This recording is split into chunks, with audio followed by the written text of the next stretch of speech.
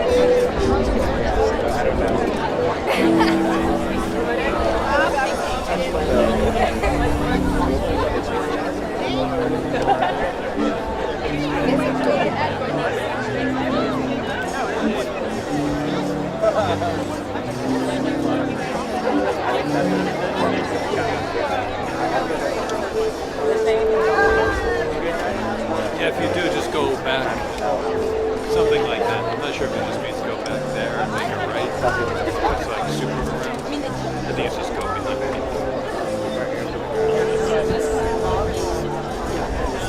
They were worried that we're going to be like, oh, let's just go around. Is that a thing with someone to me the other day? They were kind of, unbelievably great. It's like it was you're like, you can't be here for something, or like on the side, like, you definitely can't be here. You sure? Or you just can't be here. Like, come on, we don't care. But I'm like off stage with me. Literally. Like a plan or something. She was there. Like, in front of us. Like, you know he's right in front of you, right? And it was like, it wasn't like anything. She was there. Yeah, there you go. You got it. She was fine. Alright. And we were literally seeing. It was just so unbelievable. She's like very strict on the sides. The middle, no problem. Just ask her about it. She was Hail Mary and lost track of it. And I was just in a different spot where I could see better. It was, and he's also, he's short, so he's easy to lose track of. Guys posing with selfies with him, which is, I think, what he says.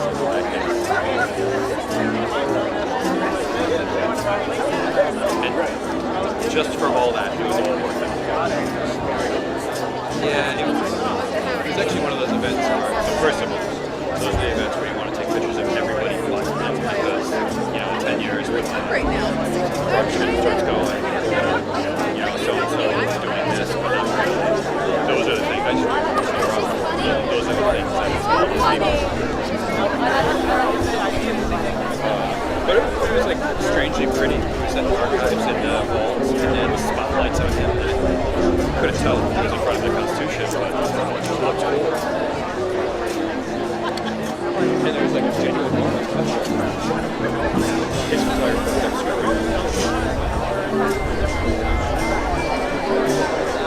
they're not used to what's that?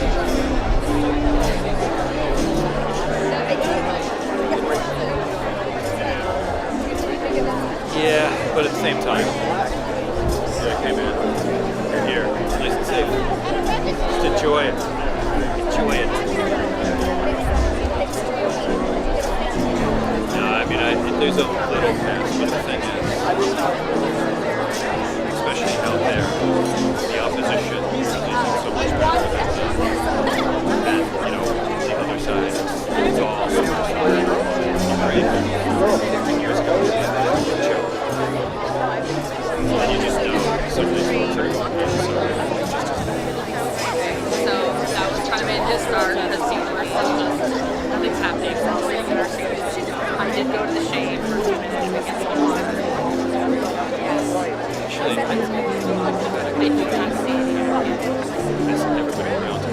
No, like there's a few producers these guys are trouble.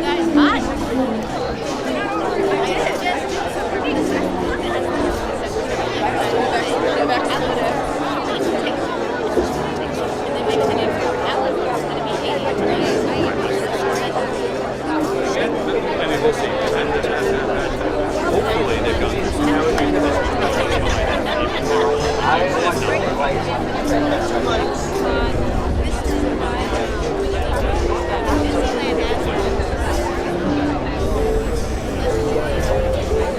good? All right? Yeah. Cause trouble or cause no?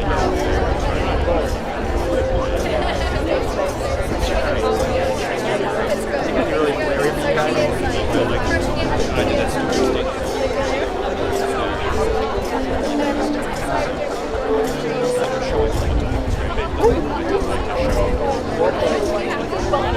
He's gonna be back.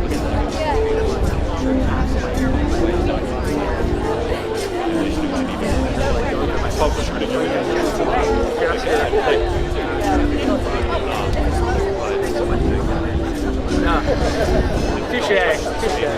Right, I deserve it.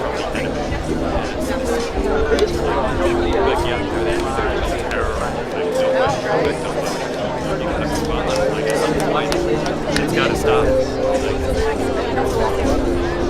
Just weather-wise, like but you look fine. You don't look sweaty. And if you do look sweaty, you look like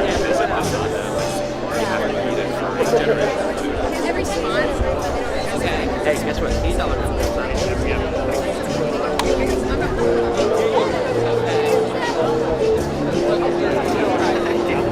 No, I get it. I mean, but it's all right, we got an intern on it. He's got to look at it. But also we're up against the bonus line. I see dark suits moving coming out of the west wing area, so I feel like they were. it's a good sign for the event to begin, and bad signs for they're coming out. I'll be right back. I gotta go off to the side. Distinguished guests, the Vice President of the United States and Mr. Douglas Emhoff.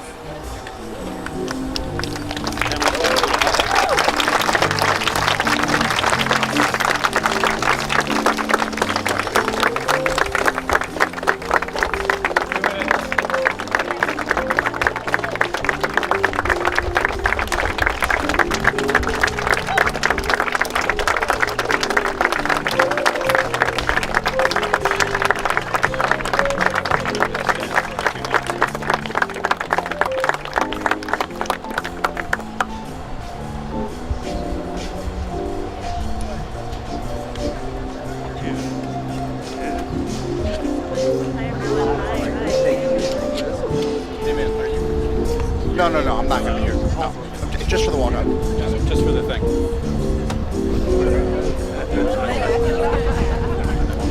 God, no, let's get off. It's all. How are you?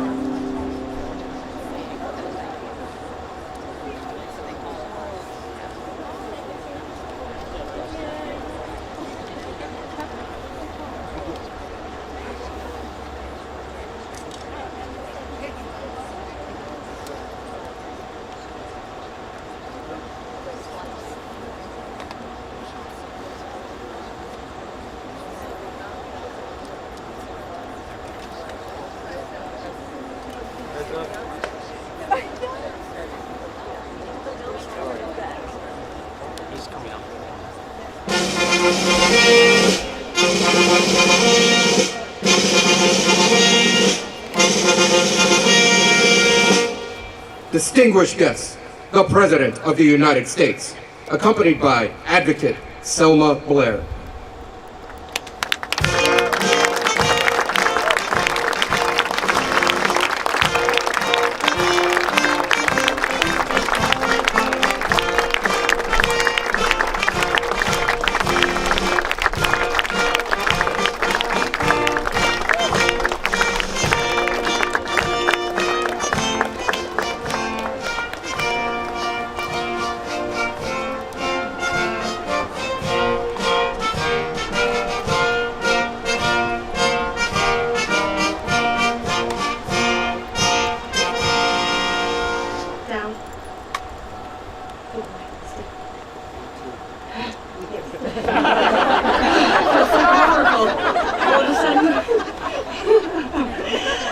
Okay, this is on. I don't need this. This is for someone else, correct?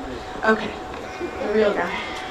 Hello, I'm Selma Blair, and I'm here before you today as a proud disabled woman with my cane and my service dog Scout by my side to celebrate the anniversaries of the Americans with Disabilities Act and the Rehabilitation Act, the legacy of the leaders who came before. Although I'd had symptoms since the age of 7, it took a lifetime of self-advocacy to finally lead me to a diagnosis at age 46. After living most of my life in pain and self-doubt, it was the late, great Judy Heumann, without whom we would not be here today, who taught me my worth. Looking out at all of you, seeing so many of the people she mentored and befriended, I see the beauty of how she prepared the next generation of community leaders I stand proudly alongside today. In my own disability advocacy, I have realized that these historic pieces of legislation were vital steps towards fairness, but the push towards equity continues. Our laws and policies must reflect that our disabled lives are not of lesser value, and in partnership with the disability community, the Biden-Harris administration is working to do just that, breaking down barriers that exist today in transportation, healthcare, education, employment, voting, and more. It is an honor to introduce a friend to the disability community and a president who knows that every American deserves a life of dignity and respect. President Joe Biden.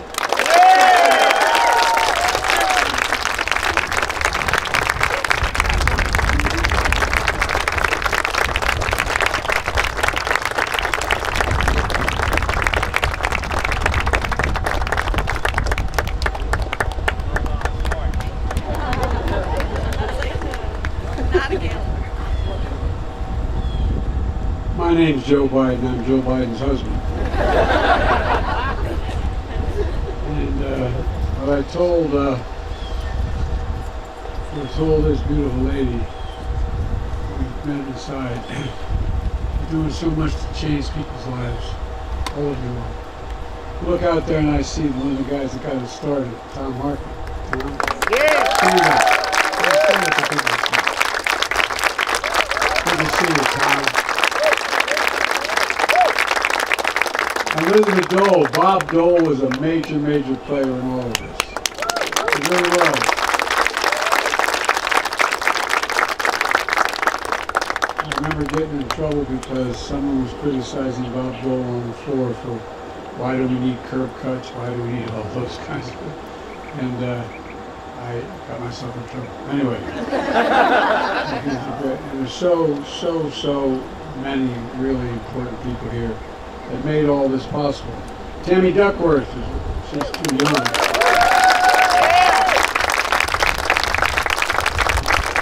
Penny Hoyer, Penny.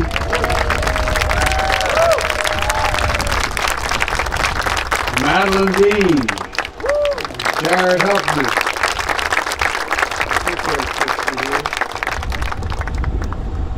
Mark Buchanan, Mark, you here? All right, guess what? Mary Kay Scanlon. I keep telling him he's really late. I found out when I went to Ireland, they did my genealogy, and they think we got a Scanlon background. So I may be your 19th cousin. Jan Chikowski. Jan, good to see you. Dina Titus. Look, and by the way, is Tim Shriver here? Tim, thank you, pal. You've been there the whole time, and the Special Olympics have changed. You really, it's incredible what you've done. And I'm not going to read all the organizations because you get sunstroke by the time I But look, I want to welcome you all to the White House.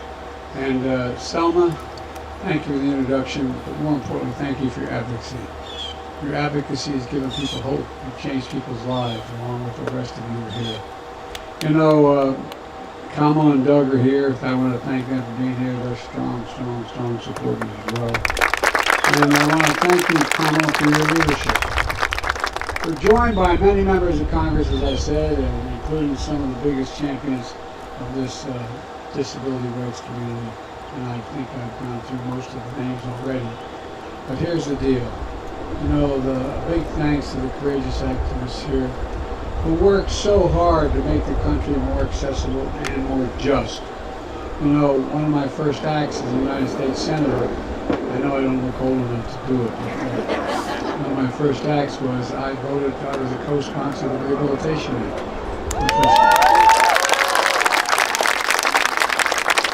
The first time in nation's history we declared in law what we knew to be true. That Americans with disability deserve dignity, respect, and equal chance at the American dream. The Rehabilitation Act is one of the most consequential civil rights laws in our nation's history, banning discrimination on the basis of disability by any entity funded by the federal government. You know, it promoted equal access for communities, access to our communities, authorized independent living services, and research that supports disabled people in living their lives that they want to lead. Folks, that after the Rehabilitation Act was signed and the law, its implementation was delayed. In response, disability advocates staged sit-ins named for the section of the law that the government had failed to implement. One of those was, as you've already mentioned, Judy Heumann, who we lost earlier this year. And we're joined today by so many of Judy's family and friends. Would her family stand up, any of Judy's family?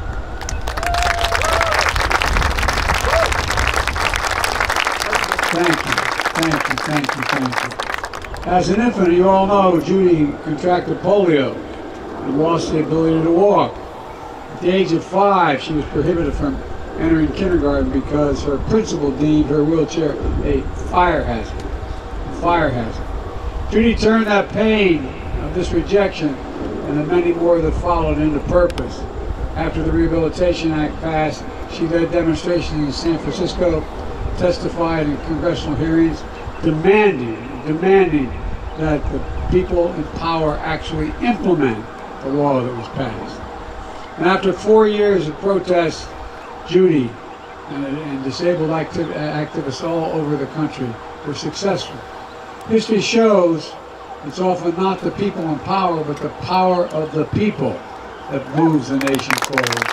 And all of you did. The Rehabilitation Act laid the groundwork for another landmark law celebrated today, the Americans with Disabilities Act. Steny Hoyer led the charge in the House, along with Major Robert Owens. And Tony Polo, I don't know. as well as Tom Harkin and Bob Dole. They led the fight in the Senate. You know, I was enormously proud to be a Senate co-sponsor. Today, 3 decades after its passage, many of us can still recall America, where a person with disability could be denied service in a restaurant or a grocery store, or an employer could refuse to hire because of the disability.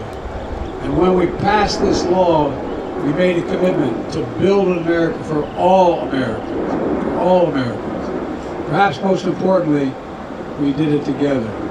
This was a bipartisan bill, signed into law by Republican President George H.W. Bush 33 years ago, on this spot in the South Lawn of the White House. It marked progress that wasn't political but personal for millions of disabled American veterans and families. Folks, for more than 61 million Americans living with disability, these laws are a source of opportunity, meaningful inclusion, participation, respect, and as my dad would say, the most important of all, dignity.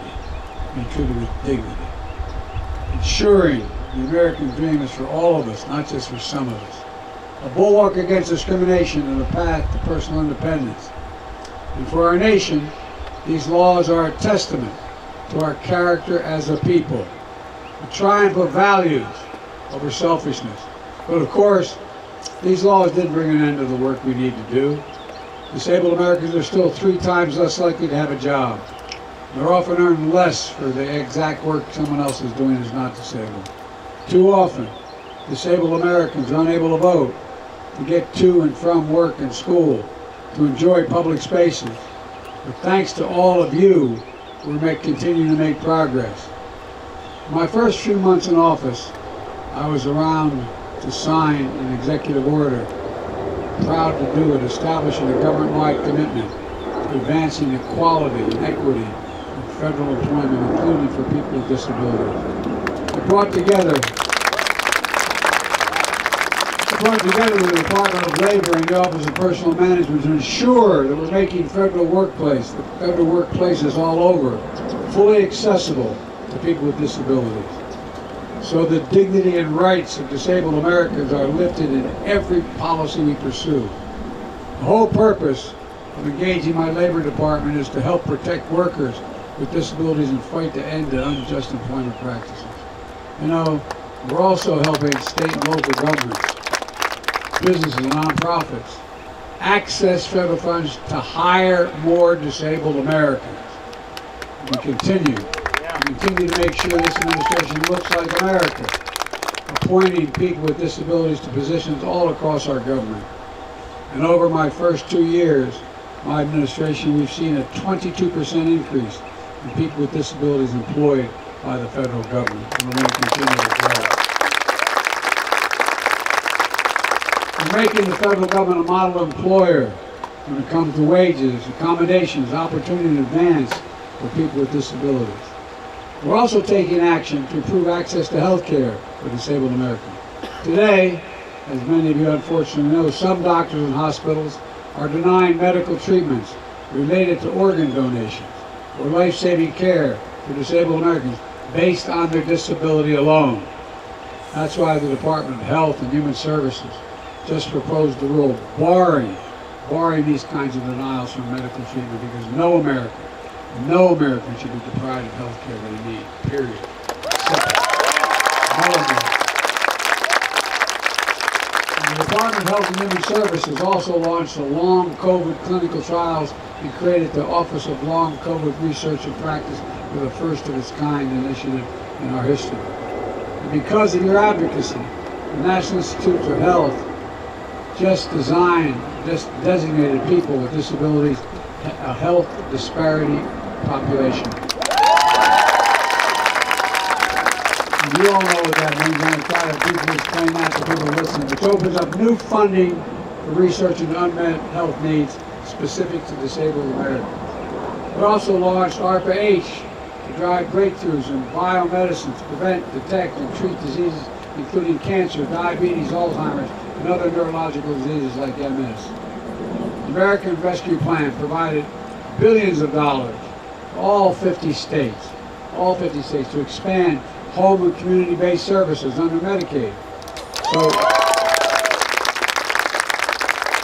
again, in my experience, friends are disabled. My experience is it also just continues to provide the dignity for people. Just dignity. More people with disabilities, including intellectual and developmental disabilities, can live independently at home. The Inflation Reduction Act capped the cost of insulin at $35 a month, and out-of-pocket prescription drug costs are going to be limited to $2,000 a year for older Americans, no matter what the disability, no matter how expensive, no matter what drugs they use, even if they're using cancer drugs that are $10,000, $12,000, $14,000. No more than $2,000 a year.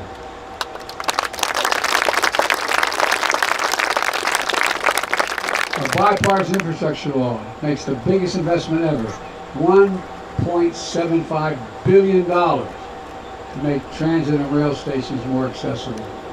We're modernizing airports by adding wheelchair ramps, accessible restrooms, and so much more. The Department of Transportation issued a rule that now requires all new single-aisle aircraft over a certain size to have wheelchair-accessible restrooms.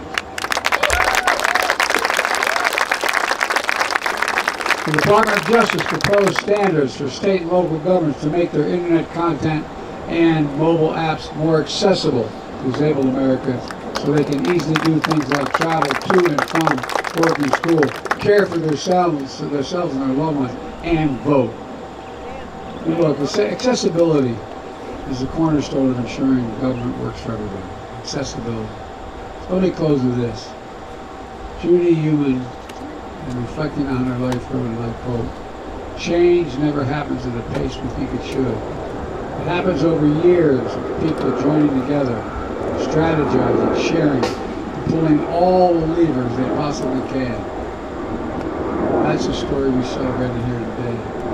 Progress hard fought and won, making real our nation's founding promise that every American has a right to be recognized and respected for who they are. Millions of Americans with disability, this is a source of identity and power.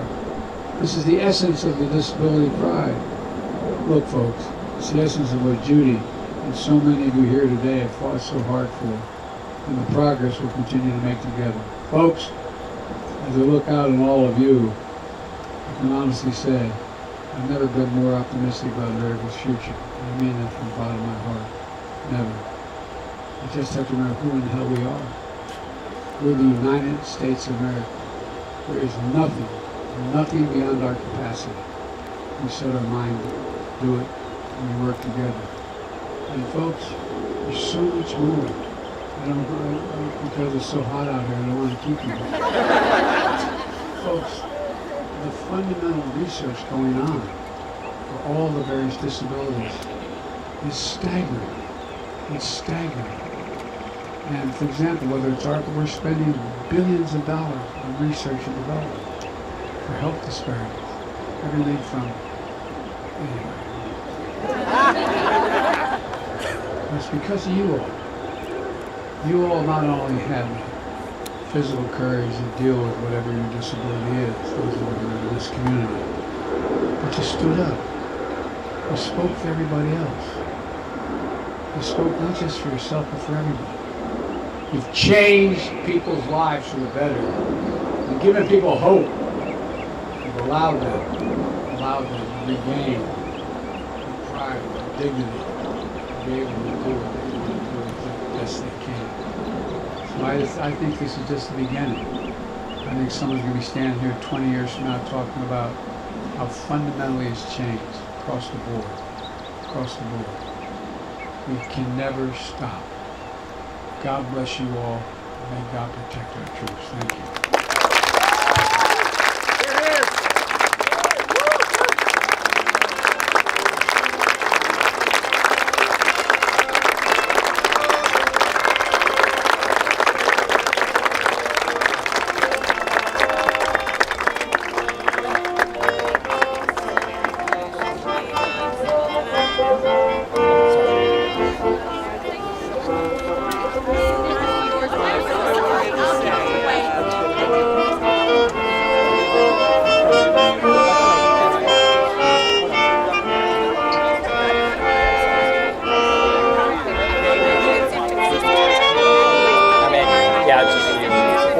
go down a little?